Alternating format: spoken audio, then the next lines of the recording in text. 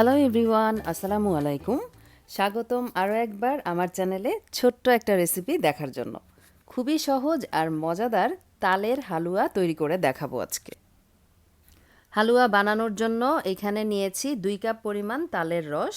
আর তালের রসটাকে আমি একটু জাল করে ফ্রিজে রেখেছিলাম, সেই রসটা দিয়ে হালুয়া তৈরি করে দেখাবো। এর মধ্যে আর কিছুই মিলাইনি, শুধু রসটা বের করে নেওয়ার পর চুলাতে একটু ভালোভাবে জাল করে ঠান্ডা করে ফ্রিজে রেখে দিয়েছিলাম। তো সেখান থেকে আমি 2 কাপ পরিমাণ ব্যবহার করছি।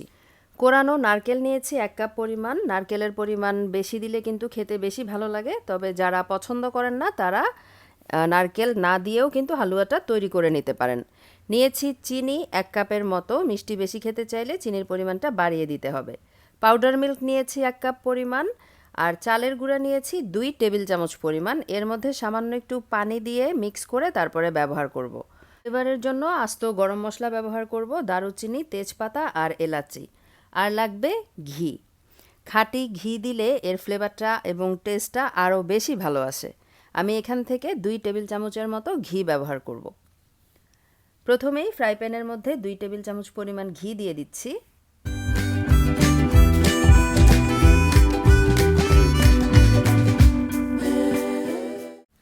ঘিটা গলে যাওয়ার পর এর মধ্যে আস্ত গরম মশলাগুলো দিয়ে দিচ্ছি। মশলাগুলো গরম হয়ে যাওয়ার পর যখন একটা ফ্লেভার ছড়াতে শুরু করবে তখন এর মধ্যে দিয়ে দিব তালের রস। খুব ভালোভাবে নেড়ে ভেজে নিতে হবে। চুলার আঁচটা মিডিয়ামে রাখতে হবে।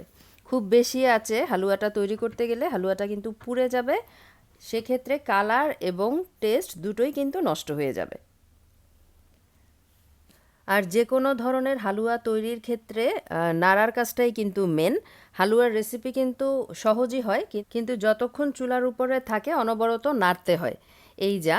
তো কিছুক্ষণ পরে আমি এর মধ্যে দিয়ে দিচ্ছি কোরানো নারকেল, সাথে চিনি দিয়ে দিচ্ছি। আমি আমার স্বাদ অনুযায়ী দিয়েছি, তবে মিষ্টির পরিমাণ বেশি খেতে চাইলে আপনারা আপনাদের স্বাদ অনুযায়ী বাড়িয়ে ব্যবহার করে নেবেন। তো খুব ভালোভাবে নেড়ে মিশিয়ে দিতে হবে।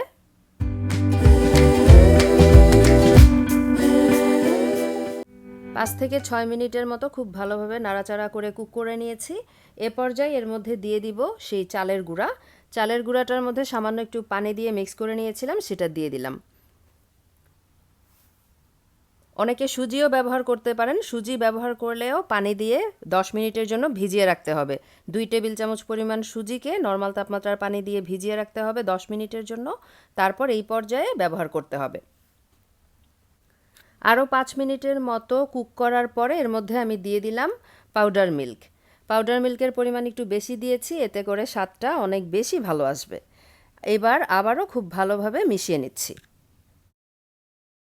পাউডার মিল্কটা দেওয়ার পর খুব তাড়াতাড়ি কিন্তু হালুয়াটা টেনে আসবে, যেমনটা আপনারা দেখতে পাচ্ছেন।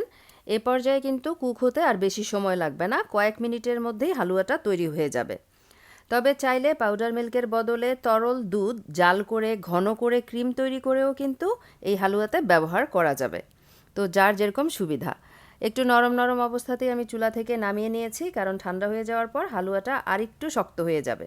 তৈরি হয়ে গেল তালের হালুয়া বা তালের খিরসা। পাটিসাপটা পিঠাও বানানো যাবে, আবার পরিবেশন করা যাবে লুচি কিংবা পরোটার সাথেও। এই ছিল আমার আজকের রেসিপি। এখন বিদায় নিচ্ছি। ভালো থাকবেন সবাই। আল্লাহ হাফেজ।